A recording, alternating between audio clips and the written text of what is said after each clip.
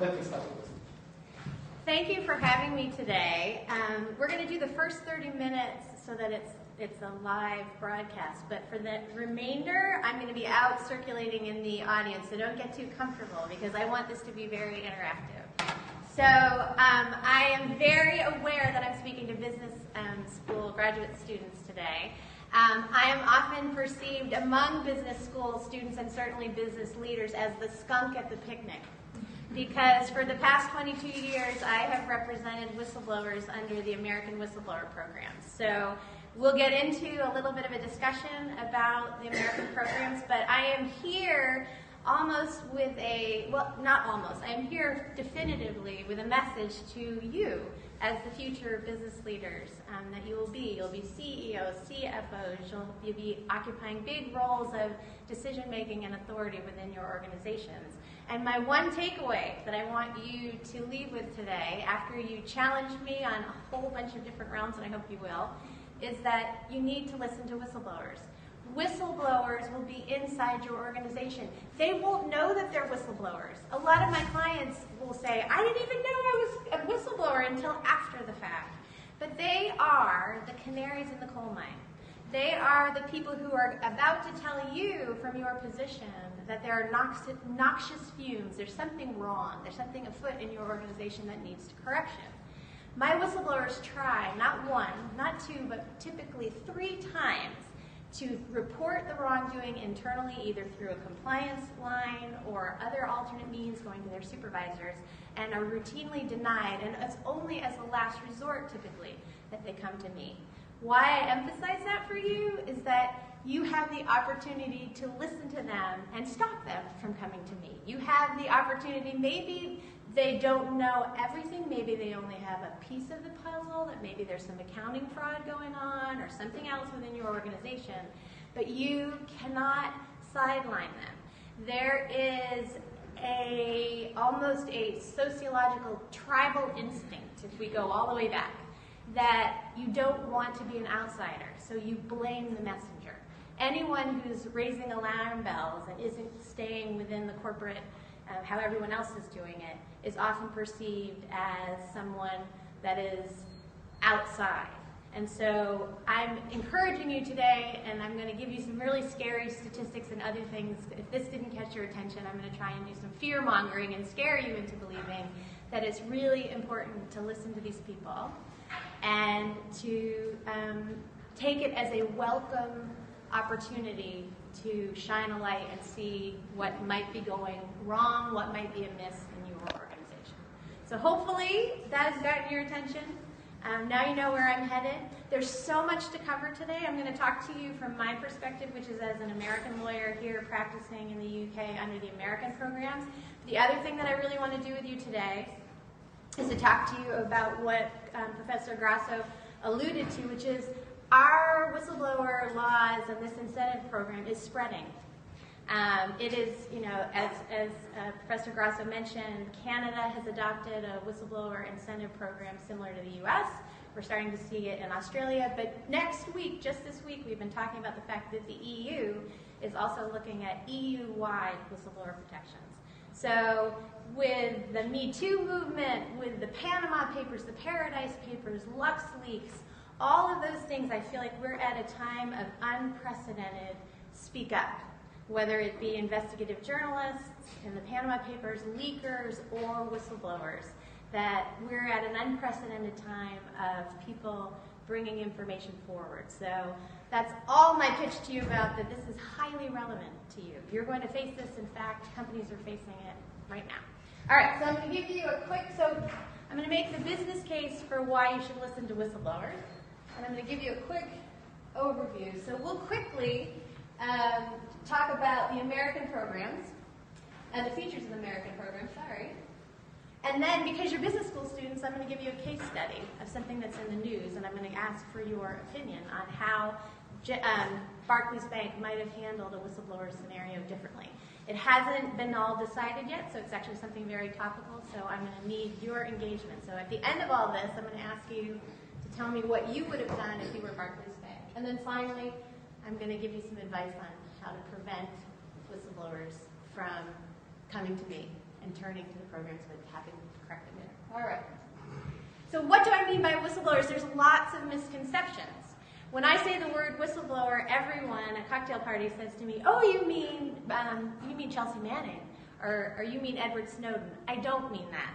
That they are certainly a category of whistleblowers, but actually the whistleblowers that I represent under the American programs are whistleblowers who are doing the opposite. Instead of shining a light on government misconduct or national security problems, what my whistleblowers do is typically they're placed within businesses, organizations who contract with the government or are regulated by the U.S. government, and that they are inside those companies and they're trying to shed a light on malfeasance, corporate malfeasance that is harming the government's interests. So what do I mean by that? Let me give you an example. So one of our statutes in the United States is called the False Claims Act. And it is so powerful that it allows a whistleblower not just to provide information to the government, it allows the whistleblower to wear the hat of the United States government, stand in their shoes, and launch a lawsuit in federal court on the government's behalf. So let me give you an example of what might be the type of whistleblower case that's implicated here. So a typical whistleblower could be someone at Boeing. So Boeing makes aircraft for commercial and governmental uses. Boeing sells aircraft, hypothetically, to the United States military. If you are an engineer within Boeing and you know that they're not testing the aircraft properly, that there may be some part that was defective that wasn't to contract, the contract specifies certain quality control measures that weren't taken, and if you're on the inside and you know, in fact, they've been cutting corners to save the bottom line for profit motives, then you, the engineer, after you've tried internally to redress it and they've told you, no, that will hurt our stock price or other things like that, which often happen, you can come to the United States government and bring the information in the form of a lawsuit. And if the government is successful, if you've encouraged the government to join your case and they prosecute Boeing and they get a $100 million settlement, hypothetically, our whistleblower gets to receive between 15 and 25% of that recovery. So that means that for bringing the information forward, if they're successful, they get a piece of the pie. So we call that a whistleblower reward, award. In the U.S., we're fond of pirates. We sometimes call it the bounty program.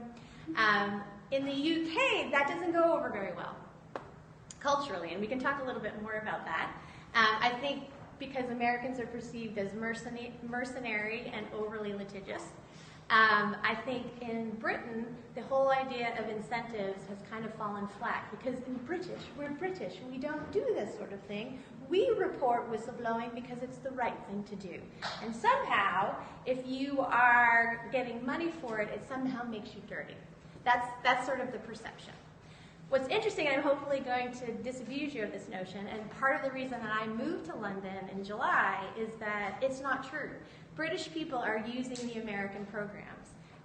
They have seen sort of the fact that, and I think the main reason for them using the programs is that it is not enough to just be a whistleblower and do it for the right reasons. It is, you need to have protections, because when you stick your head above the parapet, is the British expression, and you put yourself out there as the outsider shining a spotlight going into the corporation, and you do so at great financial and personal risk to yourself. You may be blackballed, and often there are many very tragic stories about whistleblowers who blow the whistle and then will never work in that industry again. In fact, sometimes never work again. So there needs to be something in the way of, in my opinion, in my experience, something in the way of, you call it a reward, you call it a bounty, you call it compensation. But there needs to be something to incentivize a whistleblower to come forward. Why should they stick their neck out? So we'll talk a lot today about the power of the incentive, of the reward-based system. That is a novelty, and that's something that we're trying to bring to the UK and to Europe. Canada, so far, has adopted a program that we'll talk about. Australia, South Korea, Namibia.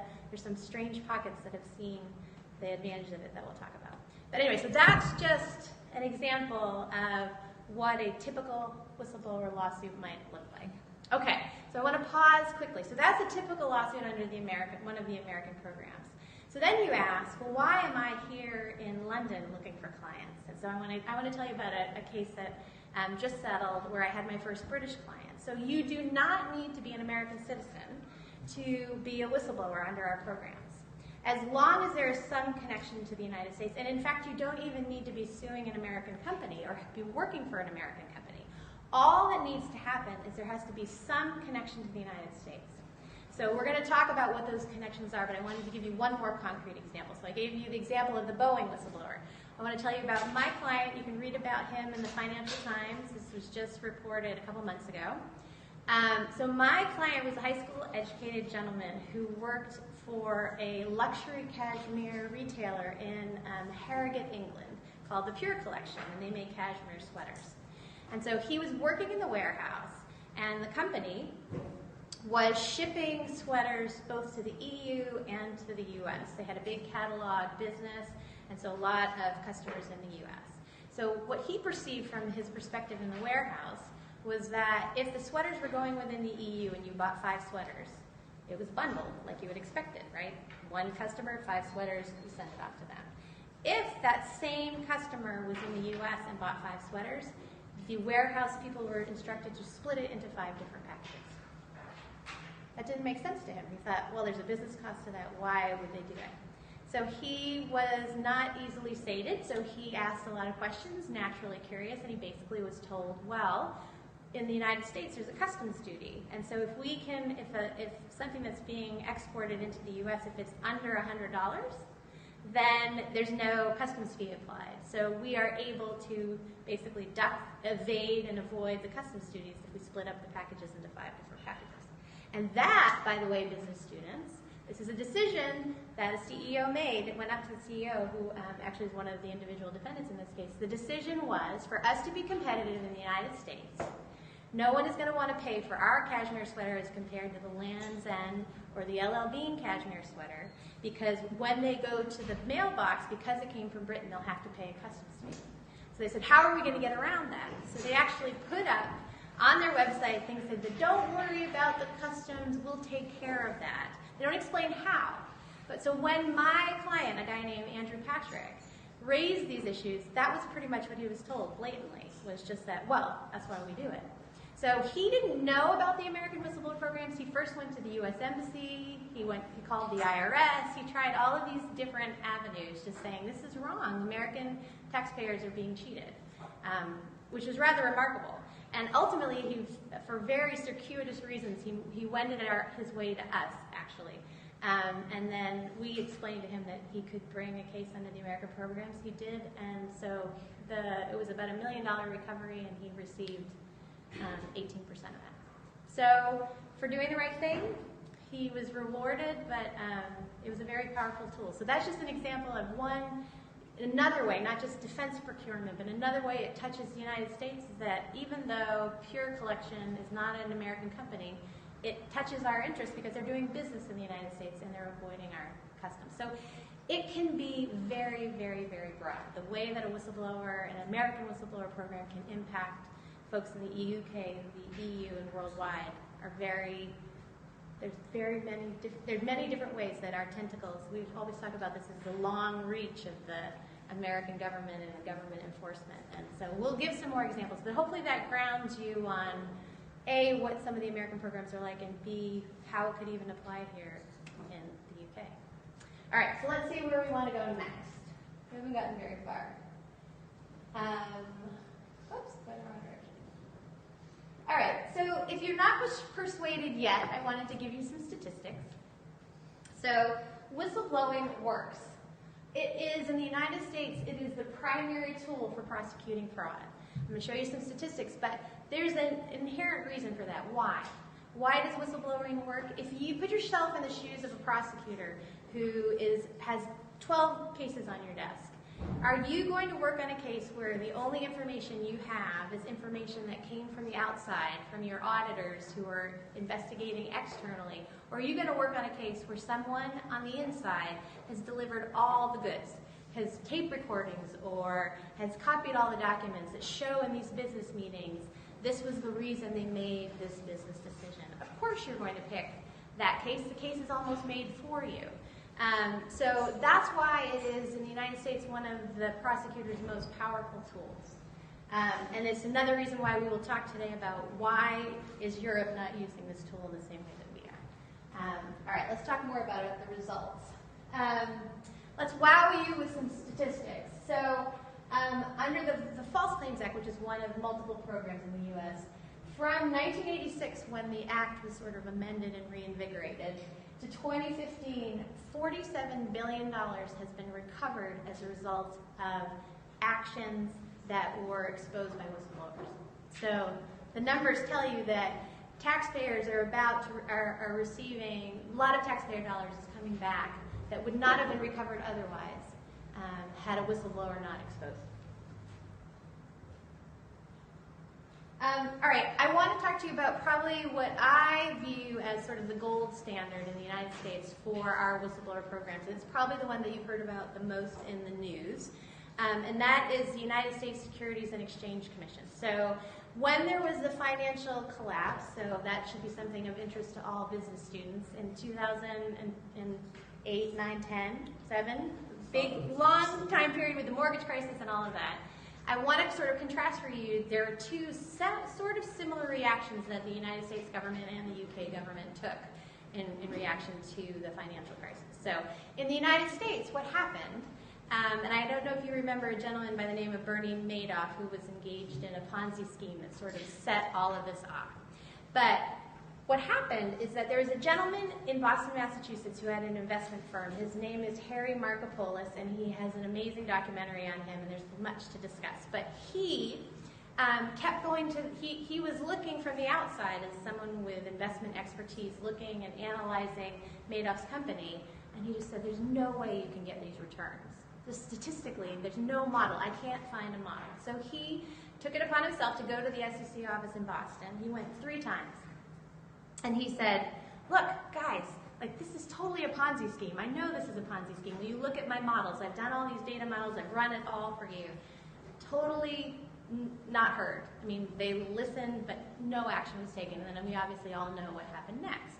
So, in the aftermath of the crisis, American legislators said, never again. We're not going to let this happen again.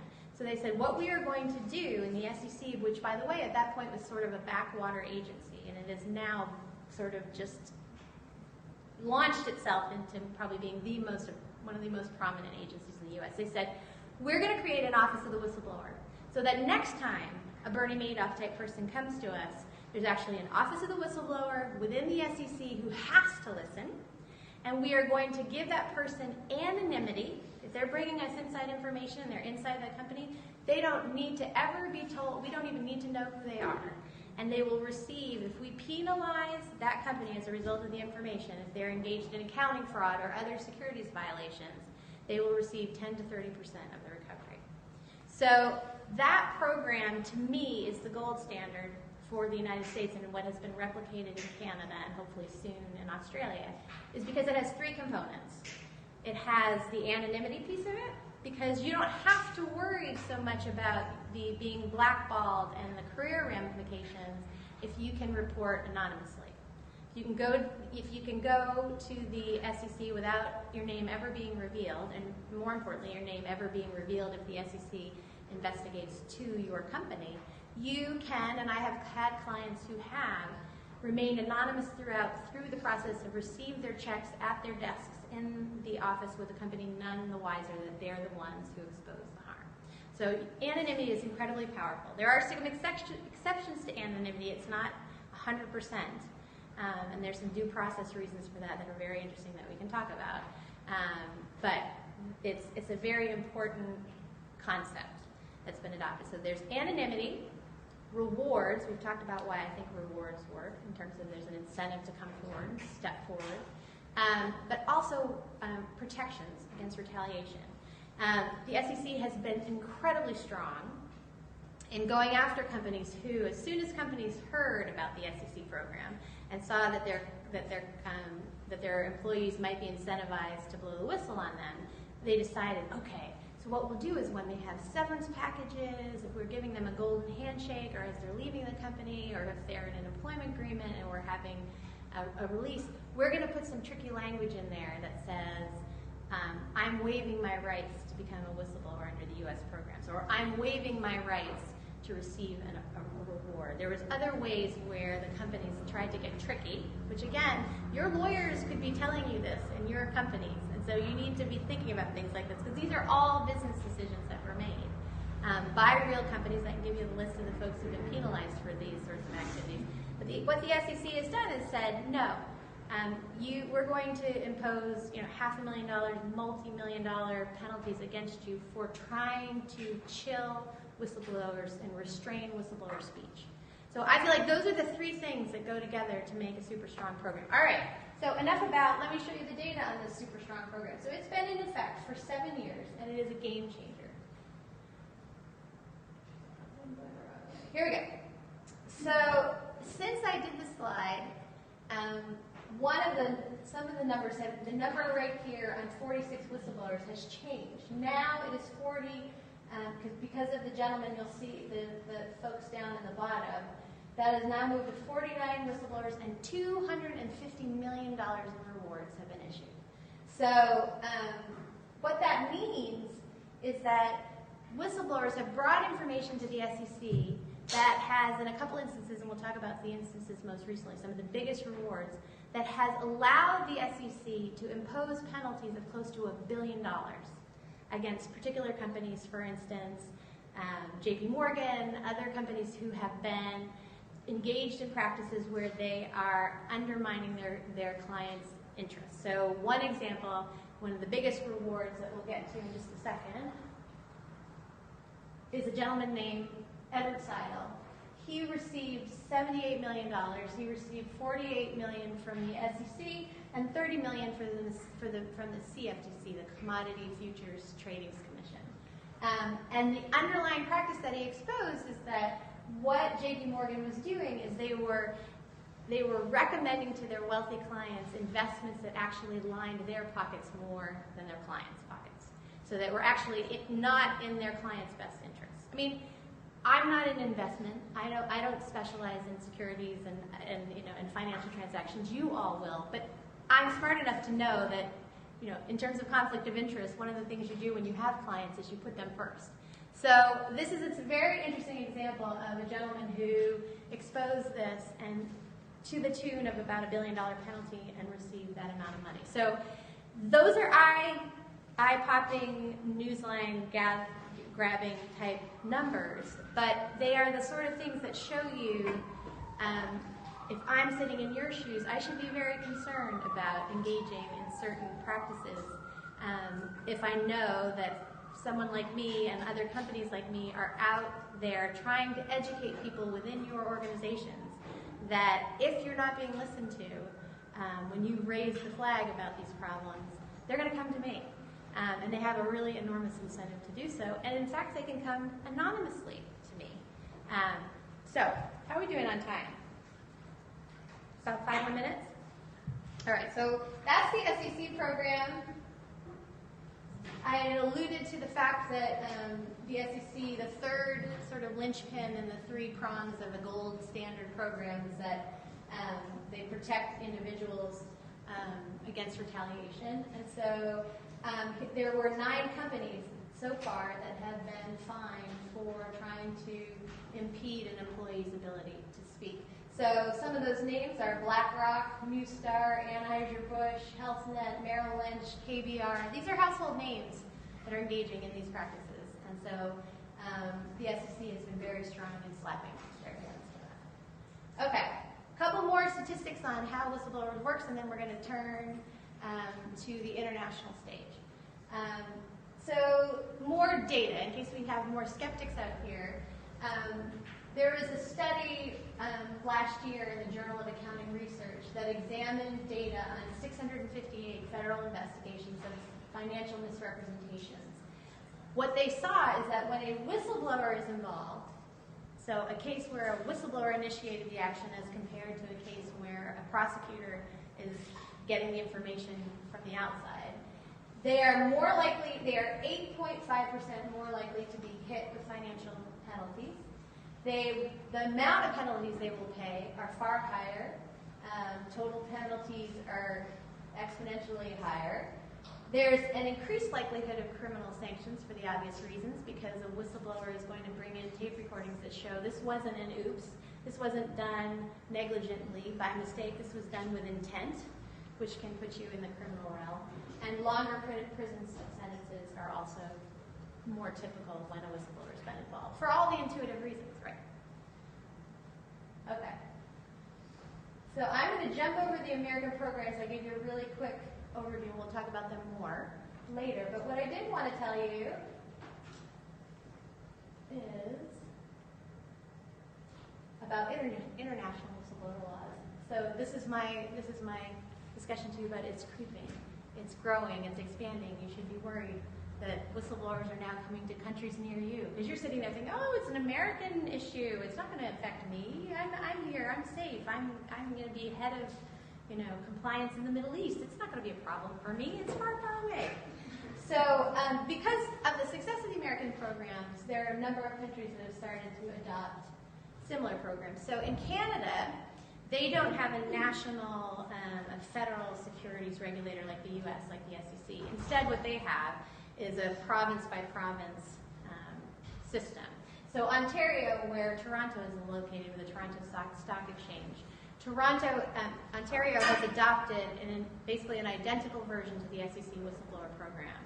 So if you are a company traded on a Canadian exchange, like the Toronto Stock Exchange, and you have inside information and want to bring it forward, the exact same thing applies. You get a whistleblower reward, and the language of the statute is almost identical. It's fairly new. It's only about 2 years old, so we haven't seen any public recoveries under it yet, but I predict we will soon. In terms of, let's talk about strange little pockets of places. So meanwhile, leaving a former Commonwealth country and moving to Africa and Asia, Namibia has a whistleblower reward program where they are trying to incentivize people who are coming forward to the police. So if you're a cooperating witness to the police, to encourage more people to come forward, they actually have a whistleblower reward program. South Korea has a couple programs that are similar, so there are a few countries to watch. But most importantly, this July, Australia has recommended all the way up through Parliament a legislation that will involve tax whistleblowers, to protect tax whistleblowers, and some securities type, financial services type whistleblowers as well. They're getting, I guess, bringing us back to what's most relevant to a lot of you is in the United Kingdom, folks like us, but there are a couple of charities that also support whistleblowers, and obviously there have been a number of scandals in the news that you've been, I'm sure, learning about in this class in terms of Carillion and Cambridge Analytica. A lot of these, the Paradise Papers are very prominent here. So there's a lot of issues that are going on that have continued to make the UK Parliament interested in these issues. So there are 3 folks in the House of Lords, nobody in the House of Commons that we're tracking quite yet, but the Lords are starting to see the appeal of a whistleblower system that allows rewards. In the United Kingdom, there is something called PETA, the Public Interest Disclosure Act, that protects whistleblowers after the fact. So let me explain what I mean by that. So I applaud many of the EU countries that have whistleblower protection statutes, but they're different. I call them reactive. So those are statutes that for after the fact, after you've blown the whistle, they're saying you, whistleblower, have a personal employment claim that if you can show that because you blew the whistle you were not promoted, you didn't get the typical bonus, you were fired, any adverse employment action, then there can be a cause of action for you that protects you. You can potentially get a recovery if you blew the whistle in the public interest under PETA. I think that's wonderful. But the problem is that doesn't get whistleblowers what they want. In my experience, having done this for 22 years, what whistleblowers want is they want the company to listen, and barring the company listening, they want the regulator to take action. They say, these guys are totally defrauding the Financial Conduct Authority. They're violating all the rules. They are dealing in blood diamonds or conflict minerals or violating sanctions. You can think of a number of different potential frauds that could go on there. And as a result of doing that, they'll often be they can be demoted and have all these harms. But what they want to have happen is for someone to take action. And so that's what the American programs do by creating offices of the whistleblower and these incentives. It's ensuring that someone is going to listen within the government. And if what you're bringing forward is legitimate, they will take action. So that's sort of the dividing line, and I think people should be sort of aware of the two categories that I'm trying to put these boxes in, because you'll hear a lot about whistleblowing in the news, and you're going to hear next week about the fact that EU is doing EU-wide protections. But and they are actually going as far as trying to have an EU body that is an office of the whistleblower. But they are not taking it that next step, which is to require that action be taken and to empower the whistleblower to either bring the case forward on their own, like in the U.S. where we can launch a lawsuit on our own behalf, or to give that information to the enforcement agency and help the investigation and receive a reward as a result. So that was my distinction for you about the differences between the U.S. and the U.K. And so what I wanted to leave you with is that in the UK right now, there is a push to create an Office of the Whistleblower. And there's two nonprofits. They're called Public Concern at Work and Whistleblowers UK. And together with a bunch of lawyers like my firm and other firms, we are pushing those folks in Parliament and getting a fair amount of momentum right now to try and bring those to light. We have a big hurdle in front of us, which is, as I described, the cultural. I think there's a lot of cultural differences, and I think part of it is the messenger that it's coming from Americans, so we're trying to sort of retreat to the background and let the Canadians and the Australians sort of talk more about it. But it is something that's relevant to you, could be on the horizon. Maybe we'll be successful, maybe we won't. But that's sort of what I wanted to leave you with for now. So, thank you. Thank you very much. It's been a great privilege to have you here, a real great privilege. Thank you so much. And this lecture has been recorded, so it will be uploaded on the CSR blog, so for the benefits of everybody, if you want to listen to it again and look at again at these slides. And also the slides, if Mary would say yes, can be an additional attachment. So thank you very much. We can turn off